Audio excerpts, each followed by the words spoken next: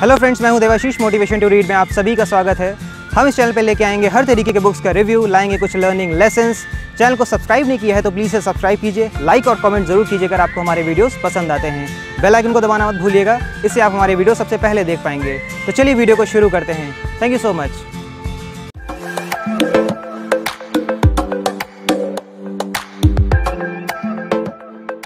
Hello friends, motivation to read में आप सभी का स्वागत है। आज हम रिव्यू करने वाले हैं एक बुक का जिसका नाम है द अल्केमिस्ट। राइटर है Paulo Coelho. Why this book is important in our life. दोस्तों, इस दुनिया में बहुत से ऐसे लोग हैं जिनकी आंखों में कुछ सपने हैं और वो उन सपनों को साकार करना चाहते हैं, और सपनों को साकार करने का सबसे आसान तरीका इस बुक में है। आइए जानते हैं।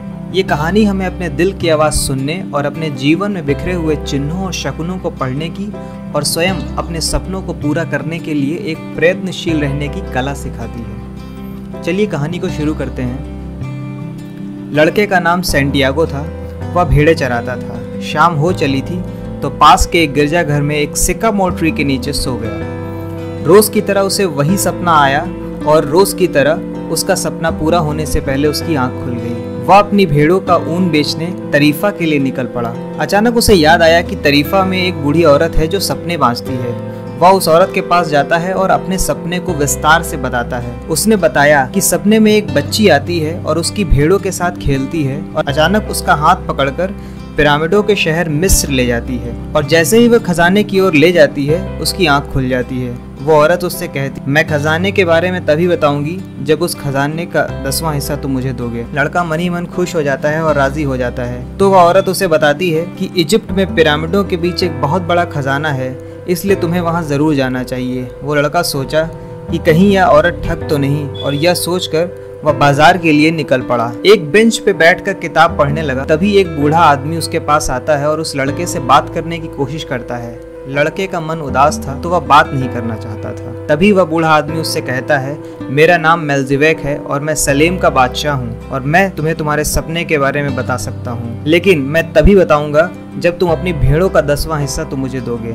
लड़का बोला, वह खजाने का तो 10वां हिस्सा दे सकता है। तो वो बूढ़ा आदमी उससे कहता है कि अगर तुम उस चीज को देने का वादा करते हो जो तुम्हारे पास है ही नहीं, तो तुम उसको पाने का कभी प्रयत्न नहीं करोगे। लड़का सोचता है, मैं अपने माँ बाप को छोड़ आया हूँ, वो भी तो मेरे बिना रहना सीख गए होंगे, तो ये भेड़ें क्या चीज हैं। वह लड़का भेड़ों का 10वां हिस्सा बूढ़े को दे देता है।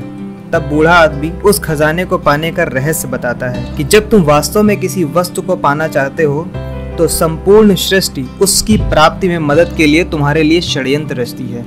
फिर उस बूढ़े ने अपने कवच से 2 पत्थर निकाल के दिए और बताया कि जब तुम शकुन और अपशकुन के चिन्हों को पढ़ने में शंकित होगे तो ये तुम्हारी मदद करेंगे। फिर वह लड़का पत्थरों को बैग में डालकर टैंजियर पहुंचता है जहां उसके सारे पैसे लूट लिए जाते हैं, और वह हताश होकर सोचता है कि वह कितना खुश था अपनी भेड़ों के साथ। मगर फिर उसे बूढ़े की बात याद आती है कि अपनी नियति के पीछे तब तक चलते रहो जब तक उसे प्राप्त न कर लो। वह आगे बढ़ता है। उसे क्रिस्टल के गिलास की दुकान दिखाई देती है। क्रिस्टल के व्यापारी से वह कहता है कि मैं तुम्हारे क्रिस्टल साफ कर दूंगा, बदले में तुम मुझे खाना दे देना।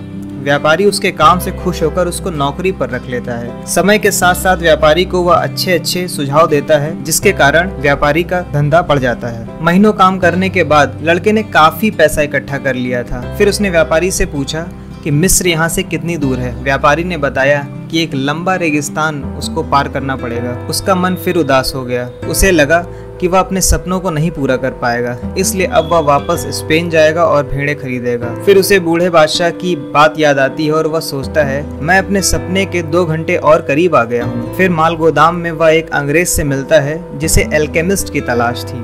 अंग्रेज उसे बताता है कि अल्केमिस्ट 200 साल के होते हैं और वे तांबे को सोने में बदल सकते हैं। बातचीत के दौरान मालगोदाम का मालिक आता है और बोलता है कि अल-फयूम के लिए कारवां आज ही निकलने जा रहा है। वो दोनों कारवां के साथ आगे बढ़े। जब वो अल्केमिस्ट के शहर अल-फयूम पहुंचते हैं तो किसी ने उन्हें बताया कि रेगिस्तान में कबीलों की एक जंग होने वाली है जो कि लंबे समय तक चलेगी। तो कारवां जो इजिप्ट जा रहा था उसने फैसला किया कि जंग जब तक खत्म नहीं होगी वो अल्फायूम में ही रुकेगा। वहाँ अंग्रेज और उस लड़के ने एल्केमिस्ट को ढूंढना शुरू कर दिया। पास ही के गांव में एक कुएं के पास एक लड़की मिली जिसका नाम फातिमा था। उसने दक्षिण की ओर इशारा करते हुए एल्केमिस्ट का पता बताया, लेकिन सैंटियागो को उस लड़की से प्यार भी हो गया था। अब सैंटियागो रोज कुएं के पास जाकर उसका इंतजार करता और उससे मिलने लगता। वह अंग्रेज एल्केमिस्ट से मिलने चला गया। एल्केमिस्ट ने पूछा, तुमने कभी खुद से तांबे को सोने में बदलने की कोशिश नहीं की? अंग्रेज ने बोला, नहीं। एल्केमिस्ट ने बोला, जाओ और कोशिश करो, तुम ये कर सकते हो। सैंटियागो वहीं रहकर रेगिस्तान और हवाओं की भाषाओं को समझने लगा। एक दिन उसी भाषाओं को समझते हुए उसे महसूस हुआ कि कुछ कबीलों का झुंड उसके गांव पर आक्रमण करने वाला है।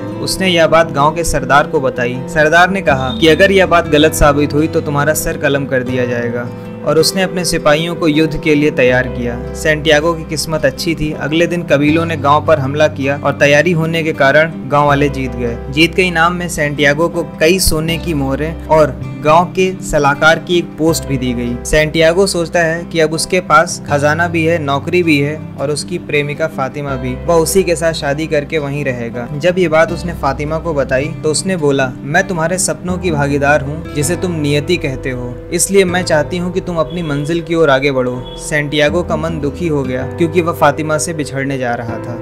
तभी एल्केमिस्ट मिलता है और समझाता है कि तुम अपने सपने के इतने करीब आ गए हो, तुम्हें इसे नहीं छोड़ना चाहिए। वह उसे अपने साथ लेकर रेगिस्तान की ओर आगे बढ़ता है। आगे थोड़ी दूर पर लड़ाकू कबीले के 3 सैनिक उन्हें घेर लेते हैं और तलाशी लेते हैं। सैनिक ने एल्केमिस्ट के पास देखा कि एक क्रिस्टल की बोतल में द्रव्य और एक शीशे का पीला अंडा। सैनिकों ने पूछा, ये क्या है? एल्केमिस्ट बोला, ये पारस पत्थर और द्रव्य जीवन अमृत है। जो कोई भी इसे पीता है बीमार नहीं पड़ता, और पत्थर अपने स्पर्श से किसी भी वस्तु को सोने में बदल सकता है। सैनिक उसकी बात सुनकर हंस पड़े। थोड़ी दूर आगे बढ़ने पर सैंटियागो ने उससे पूछा कि आपने उन्हें सच सच क्यों बताया? तो एल्केमिस्ट ने बोला, मैं तुम्हें जीवन का सरल पाठ पढ़ाना चाहता था कि जब तुम्हारे पास दुनिया के बहुमूल्य और नायाब खजाने होते हैं और तुम उनके बारे में सब सही सही बता देते हो तो तुम्हारी बात पर यकीन करने वाला कोई बिरला ही होता है। दिन गुजरते गए और वो लोग रेगिस्तान पार करते रहे, लेकिन अचानक कबीले का सरदार उन्हें पकड़ लेता है और उनपे जासूसी का इल्जाम लगा देता है।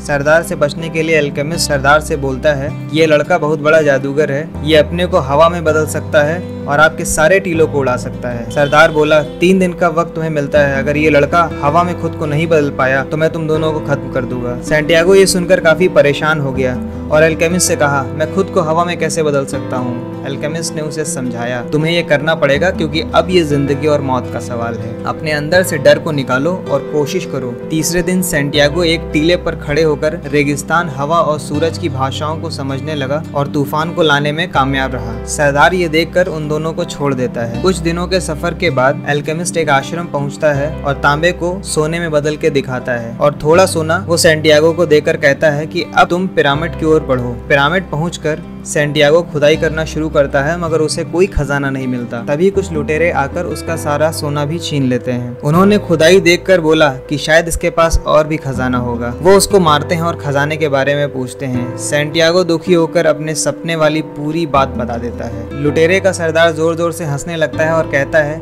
ऐसा एक ख्वाब मुझे भी आया था कि मैंने देखा कि स्पेन में एक टूटे हुए चर्च के सिकामोर ट्री के नीचे खजाना है, लेकिन मैं इतना बेवकूफ नहीं कि मैं ख्वाबों के पीछे जाकर वहां खुदाई करूं। ये सुनकर लड़का खुशी से भर उठा और वह वापस आया और सिकामोर ट्री के नीचे उसे खजाना मिला। दोस्तों, ये कहानी हमें सिखाती है कि खजाना वो नहीं जो उसे मिला, असली खजाना वो था जो उसने अपनी पूरी जर्नी में जिया। तो ये थी कहानी दोस्तों, और आने वाली वीडियोस में हम लेकर आएंगे 5 बिग लेसन्स फ्रॉम एल्केमिस्ट, जिनको आप सीख कर अपने जीवन को सफल बना सकते। वीडियो पसंद आया हो तो लाइक, शेयर और कमेंट कीजिए, और अगर आप इस बुक को पढ़ना चाहते हो तो लिंक नीचे डिस्क्रिप्शन में दिया हुआ है, आप सीधा परचेज कर सकते हैं। तो पढ़िए इस किताब को और बताइए हमारे कमेंट सेक्शन में कि किताब आपको कैसी लगी। तो मिलते हैं नेक्स्ट वीडियो में एक नई किताब के साथ, तब तक के लिए पढ़ते रहिए, स्वस्थ रहिए। Thank you so much.